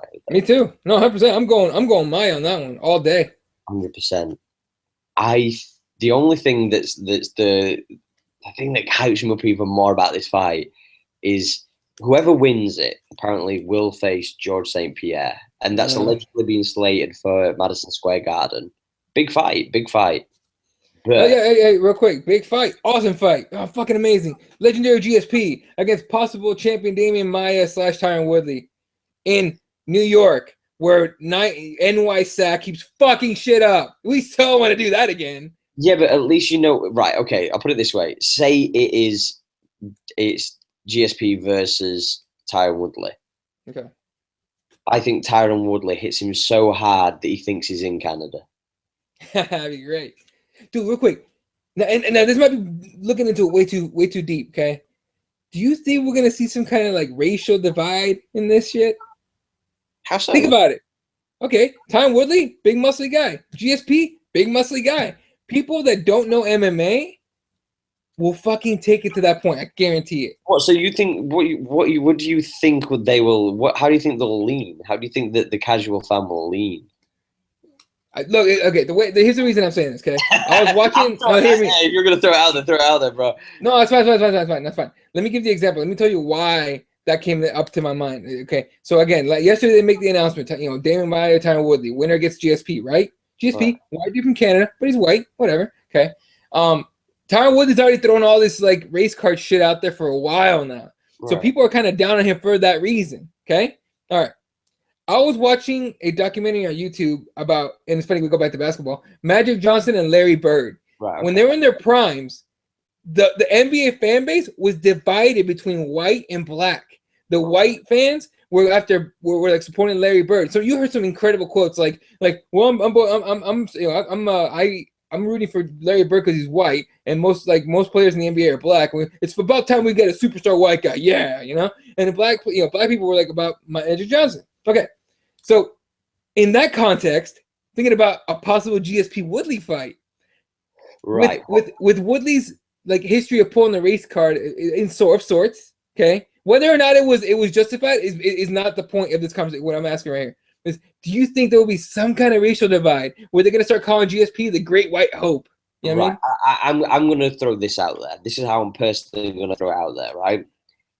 I don't think that you're going to see a lot of white people clamoring per se to GSP. Mm-hmm. I think what you're going to see is, and this is me being, in my personal opinion, I can't speak for people in the States. I can't, but I can validate from my own personal opinion. Growing up, I had quite a few black friends and whatnot, but none of them were bothered about MMA. They weren't bothered about MMA. It was either like football or boxing. Like, they just weren't bothered about MMA. MMA was like a white person sport. It was like, if you couldn't box, right? MMA. So you know the irony. So anyway, right. Going forward with that, for me, looking at MMA, 90% of the people who I conversate with on Twitter, and I speak to all people from all over the world. I have friends that are from India now. I have friends from, and I consider every one of my followers friends. Like, I just do. I think it's weird when people like refer to them as like fans. Like, they're not your fans, they're your friends. Like, yeah. So these people I speak to from all different kinds of ethnicities and different religious beliefs in different places in the world, and not many of them are black, dude. Not many of them are black. Like, I don't see loads of like African American, African English, whatever you want to fucking reference them as, whatever. I don't really give a shit. But the point being is, though, is just none of them are like into MMA. Like, there's very few people who I know that are into MMA. So with that said, I think a lot of white people are into MMA. A lot of white people have been into MMA for a long period of time. So I think they are going to lean towards GSP just because they've always watched MMA and they remember GSP. Now, with that said, I think a lot of fucking black fans of MMA are going to lean towards Tyron Woodley because it's us versus them, which I think is stupid in a sense, but that's how I personally think that will kind of play. If it was to play out, that's how I personally think it'd play out. Yeah, I was wondering about that because it's funny. Like, I whenever I see an issue, I like to like look at it from different points of view. Exactly. And I haven't heard anyone talk about the black versus white and shit like that because that comes up every once in a while. You know what I mean, it's pretty crazy. It comes up every once in a while. So I don't know. think it's weird though that you don't see like there's never been like an African American fighter or where like a guy of African descent that's been a big star in MMA where like the kind of black culture has embraced him. You know what I'm saying? Like for example, like I'm trying to think of a person who you could like Mike Tyson, perfect example. Okay. So Mike Tyson is as fucking hood as it gets, like legit as hood as it fucking gets. So a lot of people drew towards him because they related to him. Like they didn't come from the best upbringing. We've yet to see like a hood champion. We've yet to see like, we've had like the Eddie Alvarez thing, the underground king, but we've never had a guy who's come from the streets, who's come from like the hood and has become a guy who represented those kind of people and become a massive star. We've never had that yet. And I find it surprising because, you see a lot of like talented African-American wrestlers, talented African-American boxers, but we've never kickboxers. But we've never seen like an MMA participant who's managed to pull that audience into the UFC, Bellator, or whatever. Yeah, we haven't seen an Allen Iverson anywhere. Yeah, Allen Iverson got drafted in '96. People everywhere, it didn't matter where, it didn't matter that you were from, your Compton. Yeah. I mean, he's from Bad News, he's from Bad News, Virginia, basically. And when he got drafted, it's like everybody from any hood anywhere was happy as fuck. It's basically one of theirs made it. You know what I mean? And so, yeah, you're right. We haven't seen that. We haven't seen that in MMA, really. Yeah, I'm trying to like pull and think of something. Like Tyron Woodley says, yeah, I came from bad neighborhoods and stuff, but I mean, he's not.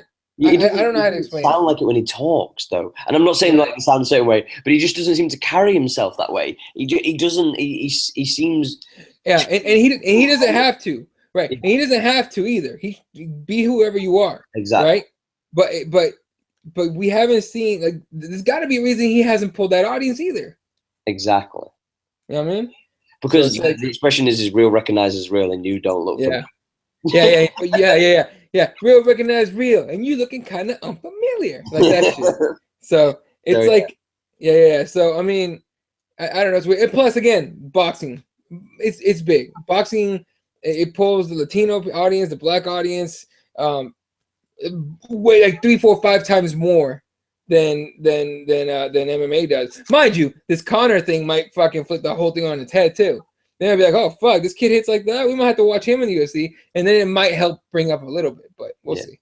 I don't know. I just thought it was interesting to kind of think of like somebody who was a star that was like had a rough upbringing, that kind of concept that brought that audience to the MMA world. And we probably will see that at some point because there will be some kid right now who's watched fucking like Anderson Silva or John Jones and go, I'm going to be that guy. Do you know what I mean? And, it might be in 10, 15 years, but the point being is I just find it very strange. And, I think in the future, we're going to see a lot of developments as far as that's concerned. Like I was talking to one of my friends and I always kind of say to him that it's going to be weird in 10 years time because how fast MMA has obviously evolved in 10 years anyway. It's going to be so interesting to see.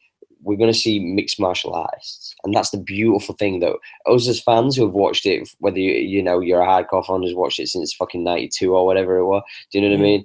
So if you started in '99, to if you started in 2005, to start in 2010, really doesn't make a difference. But the point being is I think it's going to be very interesting to see that development. Where even like now, we're only seeing a few guys, in my opinion,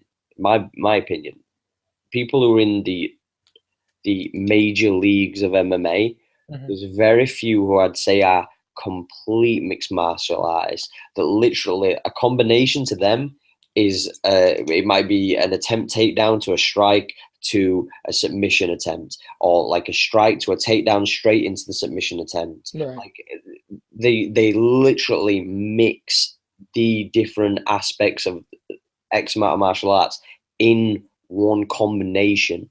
And there's very few, I think, who do that. I thought a perfect example in most recent memory for me was Dillashaw against Dodson. Not Dodson, Yeah. not Dodson. Lineker. Lineker. Yeah. No, you're right. It was a masterclass. It literally looked like everything he was doing was a combination, and it wasn't just striking. It was literally everything. To me, it was Dominic Cruz for a long time. I don't know, because I never really thought that he had that like kind of jiu-jitsu ground game though. So I just think he never had to use it. Yeah, like, you know what I mean? Like, and plus, getting fucking guillotined by your favorite doesn't help either. So that puts fear in you, right? yeah. But I mean, a complete martial artist. Anderson Silva, he didn't have to use his jits very often. I mean, obviously against Chael Sonnen he did. Vitor Belfort never did. Those guys never needed to use wrestling either. Do you see what I'm saying? Like everyone, you're right. Use like bits. Like John Jones is a perfect example of somebody who uses like all of it. Like, everything. But I don't know. It just, for me, it always feels like there's always one guy who does so much, but then he'll miss out a big chunk. Like he won't wrestle. He'll sprawl and brawl, or like he'll use jiu-jitsu, but he'll only use it on his back. He'll never play top game. Yeah. It is kind of weird, right? It's just there's not enough hours in the day, dude, and not enough days and I don't know, week to train everything. There's some kid who's out there right now who's like, Monday's jiu-jitsu, Tuesday's fucking kickboxing, Wednesday's wrestling. How exciting is that, though? I mean, I'm excited about the future, dude. Okay, let's say that kid exists right now, and I guarantee that child, boy, girl, whatever it is, exists. There's a little girl out there right now. There's a little boy out there right now. He has nothing else to do except train all day in a favela somewhere in Brazil, or in fucking a city somewhere in America or in the UK or wherever they are, and fucking Ireland's full of a bunch of kids that want to fight now. You know what I mean? They're somewhere and they're mastering every little bit of this. That's how we're gonna get superstars. That's how we're gonna get Conor McGregors and GSPs and shit like that. But they're gonna be at a much higher level. You know what I mean? Because this shit's evolving quickly, but it's also evolving at a high level. I've got a question to ask you. Do you think it'll go one of these two ways? Do you think that it will become a little bit more boring per se, kind of like boxing, because everybody is so equally versatile in the sense that they can nullify, because they all understand how to use underhooks. They might know how to sweep more. They know how to counter strikes. They know when to not check leg kicks, to check leg kicks. All of these things that like people have had to really learn over this past 25, 30 years. Or do you think that because it's going to be such a high level, we're still going to see somebody who we're still going to see a lot of like what's the word I'm looking for? You're going to see a lot of people who are going to be so high leveled that one small error is going to be vastly capitalized on. Oh man, I think we're going to see how to explain it. The weird thing about history is that it repeats itself a lot because we keep making the same fucking mistakes, right? At the same time, it's almost like we get things in cycles, right? We know what the saying is, a once in a lifetime athlete, once in a lifetime, right? So in our lifetime, it's basically LeBron James as an example, okay? Conor McGregor, I guess, in fighting. Floyd Mayweather in boxing, we're going to call it. I think we're going to get a bunch of I think we're just going to get a good, healthy amount of superstars that are that good that are going to become these mountains for other people to climb and try to get to. You know what I'm saying? The way Anderson Silva was. It's going to be a strange one. I don't know. A part of me hopes that it will still stay competitive. It'll be competitive. Because people are always going to favor certain things. Like, you might be great at doing all the wrestling, all the jiu-jitsu and all that kind of stuff, but you're still going to want to buy. Do you know what I mean? Like, there's just part of you that's just like, I like to knock people out. Do you know what I mean? Like, but then again, to the same extent, there's going to be some stupid, crazy kid who's pulling off flying omoplatas. Do you know what I mean? There's some kid who literally all he drills is flying arm bars and fucking triangles and shit. Like, I don't care what anybody says. Like, Paddy Pimblett's scheduled to fight like later on this year, and like there was a video that got posted. But I think one of like a mutual person we both follow, somebody put it up, and they put it when he hit with his back against the cage, and he jumps up and he catches the flying triangle. I was like, oh, bro, like, and he's a young kid. He's padded. Do you know what I mean? Like he's one of his big idols is Sakuraba. Like for a kid in England to be, you know, one of his idols is like the Nogueira brothers and like Sakuraba. That's insane to me. Yeah. Insane to me. Like guys from Brazil, a guy from Japan who have like styles that like we've never, like we don't have that in this country. We have boxers. That's it. Yeah. And like for somebody who's going, you know what, I want to catch fucking flying arm bars and shit. Like that's cool as fuck, man. And like hopefully we'll see kind of those kind of people develop, because that's going to be the thing that makes things even more exciting when you see the techniques drilled so much that you're not just going to see, you know, flying elbow and flying knees and all this kind of stuff is all kind of cool and whatever. But how cool is it going to be when we see it like as first ever flying omoplata? Dude, how often we see it, you said? No, how cool will it be when we see our first ever flying omoplata? Oh shit! That, you know what? Just getting up to pull that off is a bitch. So I'm gonna freak out. That's what I'm saying. It's like one of those moments, like what was the Van Flew choke and stuff like that, and what was the choke from Full Mount that what's his name? Ezekiel choke. Yeah, Ezekiel choke with no gi, like from Full Mount. I was in the crowd for that one. I was in Phoenix, and I was shocked that he pulled that off from top, from bottom, right? Yeah, exactly. That he pulled it off from bottom. Because 1 second he's getting the shit bashed out of his face, and then all of a sudden the guy on top is tapping. We're like, what the fuck happened? We saw the replay. It's like, holy shit, Ezekiel choke from the bottom. You know how long your arms have to be? And he was dude. Yeah, exactly. You have to have like the guy from Fantastic Four, the Mr. Fantastic. Okay. You gotta be Mr. Fantastic with the fucking stretchy arms to pull that off. No one does that. It was in the crowd. You could tell who trained in the crowd. There was in the pocket that I was in. I was in the perfect seat. It was mid-level. It was perfect. You see the whole fight. I didn't have to look at the screen not even once. Okay, except for the replay of that shit. Yeah. But you could tell who trained, because you got all these motherfuckers that were like, oh, well, that's over, and they sat down, and all the people in jiu-jitsu were still fucking jumping up and down like me. I was like, holy shit, they got like a guy down one row, turns around, sees me, he's like, can you believe that? I'm like, holy fuck. I'm like, have you even drilled that? He goes, I've never even practiced it. Dude, he goes, after this shit, I'm going home and I'm going to try it. Like, you got to have legit crazy arms to do that shit. But like, that's what I love about jiu-jitsu, like specifically, is that you know who trains and you know who doesn't train. That's what I love too. You can tell who doesn't train. But you know the person that doesn't train, they go, oh boo, stop hugging, bro. Stand and bang, bro. It's like, dude, go watch Muay Thai. Go watch Cage Muay Thai. John Wayne Parr has an awesome promotion out of I think his hometown. He has it out of there, or wherever he's based. I think he's somewhere in what's the city? He's not in Melbourne, is he? I think he is. I'm sure. Wait, Melbourne? Okay. Well, whatever. He has Cage Muay Thai. If you haven't seen this shit, it's exciting as fuck. I don't understand how kickboxing is not more popular, but I digress. Regardless, you want to see stand and bang, go watch that. Go watch boxing, go watch kickboxing if you want to. Okay. You want to watch mixed martial arts, MMA, it's UFC, it's Bellator. It's not World Series of Fighting anymore, whatever they call that now. You know, all these, even the small promotions that are local. You know what I mean? That's what. But jiu-jitsu is so beautiful because you could tell who you like.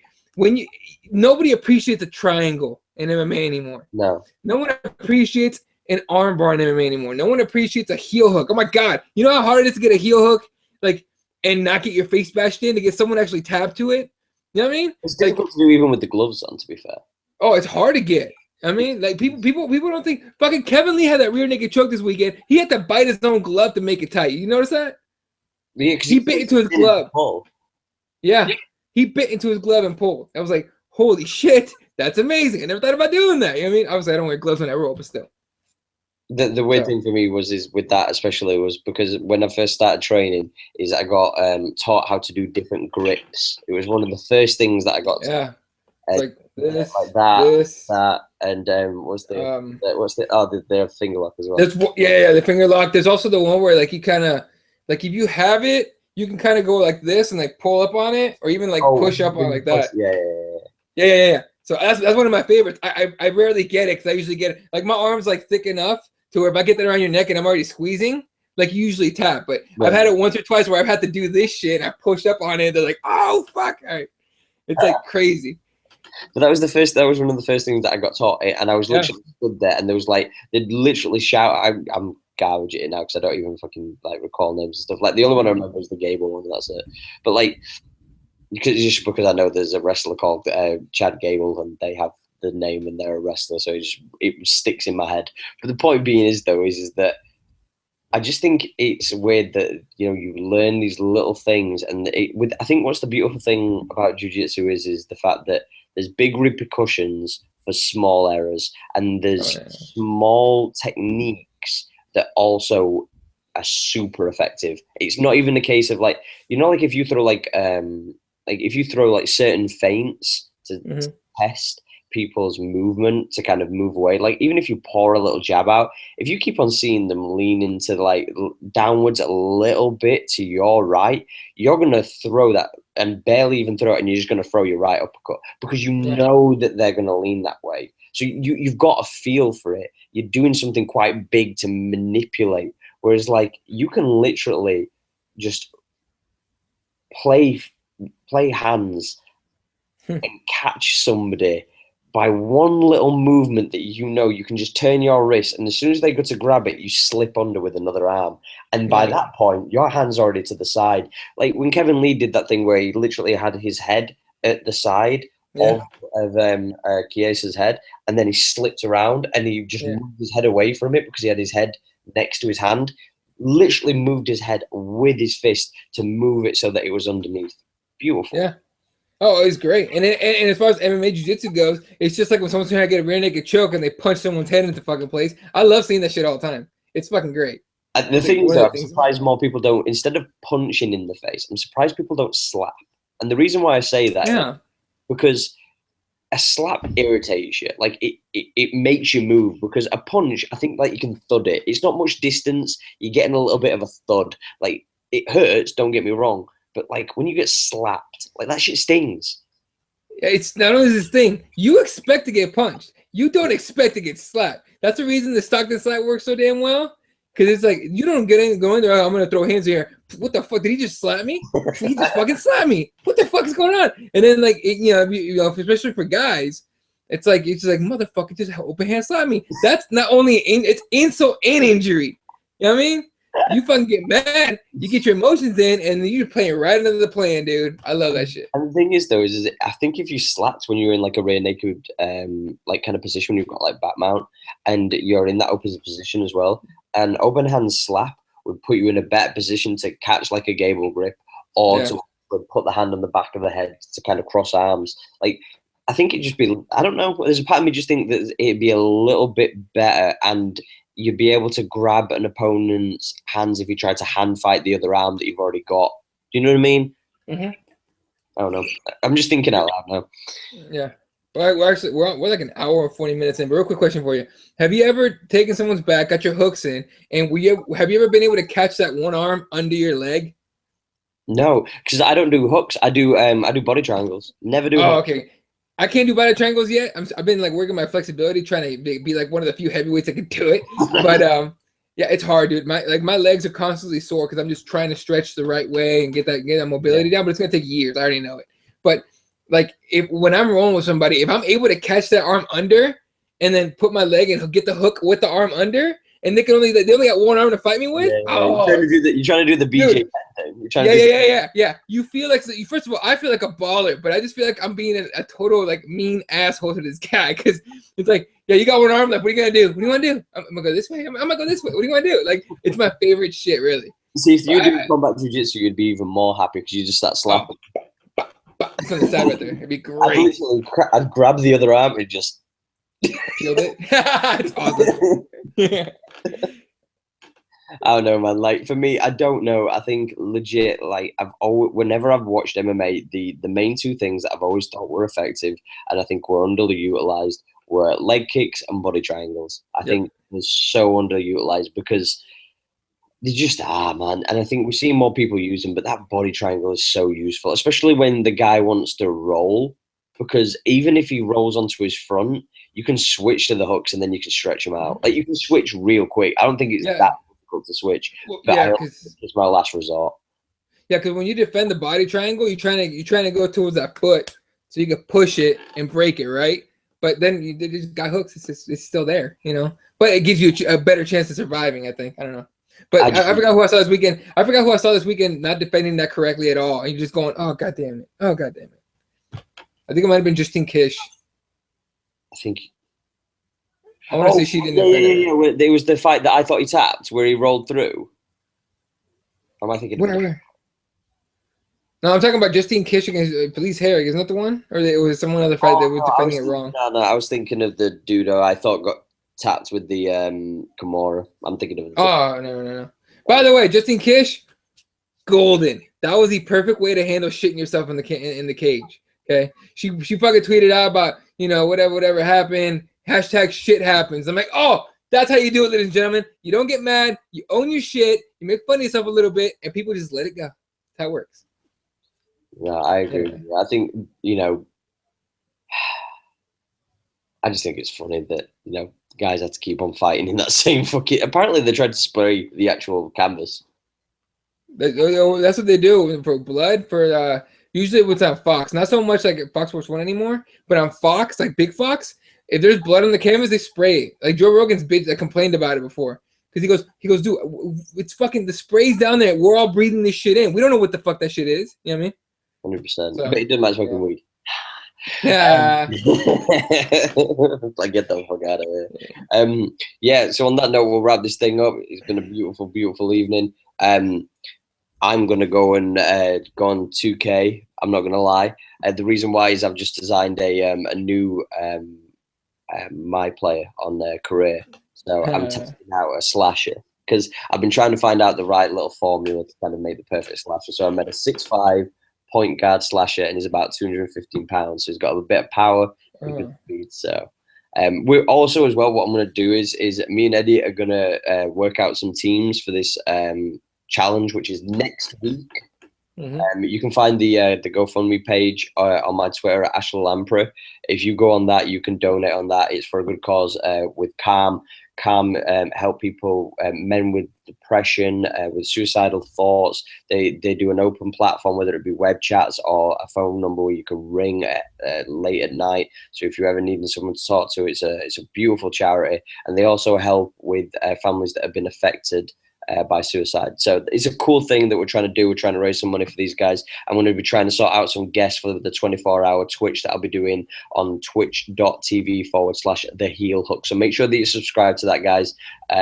Additional to that, though, we're going to be making some teams. We're going to be picking some teams for Eddie to play as and for me to play as. We're going to try and find the right kind of overall level so there's no kind of shadiness where Eddie trying to cheese. But motherfucker. Because he knows he's going to be catching hands when we play on UFC 2. Yeah. Getting dropped. Like a bad habit. Whatever, man. If I win that shit, you're cutting your hair. You know that. The additional bet is if this doesn't count for the NBA thing, but if I lose or it goes to decision in UFC 2, then I've been growing my hair a little bit. It doesn't look that thick, but it really kind of is for the side of my face. But it'll be growing in another week anyway. So I will shave the sides. And I will dye this middle bit red, and I'll do the Dan Hardy mohawk. Prepare for that. It's happening. Not happening though. It's happening. Straight out getting smashed. But the point is, you'll be able to catch that on twitch.tv/The Heel Hook, and that'll be next Friday where I'll be doing the 24-hour Twitch. Eddie will be joining me, like I say, and we'll be playing on UFC 2, and we'll be playing on NBA 2K17. We'll have various guests, and I'll be playing various other games as well. Additional to that, shout out to our sponsors, shout out to Bane, Jiu-Jitsu Athletic Apparel. They've been doing so many cool little bits. They keep on dropping teasers, and legit, it's kind of pissing me off because I kind of want to see what they're going to drop. But make sure you check them on at bainstore.com. That's BAIN store.com. And when you go on there, whether you're getting rash guards, whatever you buy on there, whether it be mugs, all done with beautiful artwork on there, all jiu-jitsu inspired. Make sure that you use the code word when you filled up your basket with whatever you like, The Heel Hook. That will get you 10% off your entire order. So that's The Heel Hook at Bain Store. That's BAIN store.com. Make sure you use the code word The Heel Hook for 10% off. Also, make sure you check out Receptra. Receptra Globals, if you're in the United Kingdom.com. And if you're in the United States, it's receptionnaturals.com. When you go on both of these, they provide you with CBD oils and hemp extract products, whether it be tropicas or body rubs. They smell lush. Like, it smells like mango. It's really, really nice. Additional to that, though, it helps with inflammation. It helps with, for me personally, it helps with my kind of like train of thought, especially with the oils. They help with numerous things. I couldn't suggest more this product as far as wanting to improve your overall health. You can even put it into your drinks if you just want to have it like one drop, literally a drop. Put it in your drink and get it into your body, and you'll feel so much better after a few days. And you'll notice the difference if you stop taking it. It's incredible, truly. But make sure you check out receptionnaturals.com if you're in the States. If you're in Europe and the UK, Receptra Global. That's RECEPTRA. That's how you spell Receptra, guys. And then use the code word, the heel hook, on either of those websites, and you will receive 10% off your entire order. Last but not least, Huel. Huel provide us with neutrally complete food shakes and supplements. So basically, if you have shakes or if you're into bars, these are not meal replacements. These are to put you on and kind of give you the nutrients you need until you can get yourself a good meal. I don't personally eat breakfast in the morning, so I have the bars or shake. They're absolutely beautiful. The bars I could not recommend enough. Like, the chocolate ones are legit as fuck. The shakes additional you can get in an array of different flavors, from vanilla to strawberry to banana to rhubarb and custard. They've got all kinds of crazy flavors. And also the shake's the bomb because it stops all the little bits, whether it be from the Huel shakes or any other shake that you use for pre and post workout. I couldn't recommend that more enough as well. But that's at Huel.com. That's HUEL.com. Make sure you check out a link that'll be in the description after this, and you'll be able to get £5 off when you spend £45. So it's like £40. So, yeah. On that note, you can find me at Ashley Lamprey on Twitter. That's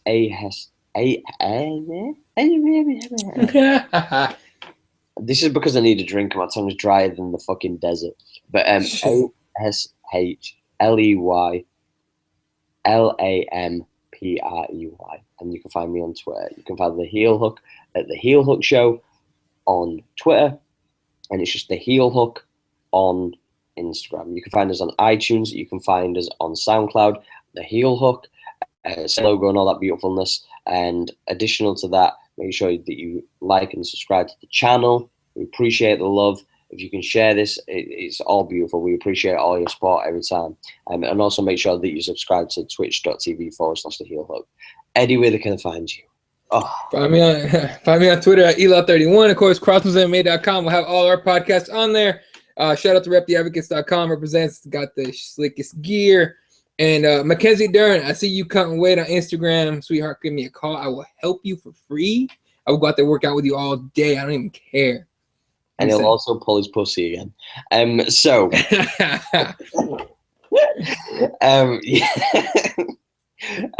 so Mackenzie Dern hit up boy Eddie.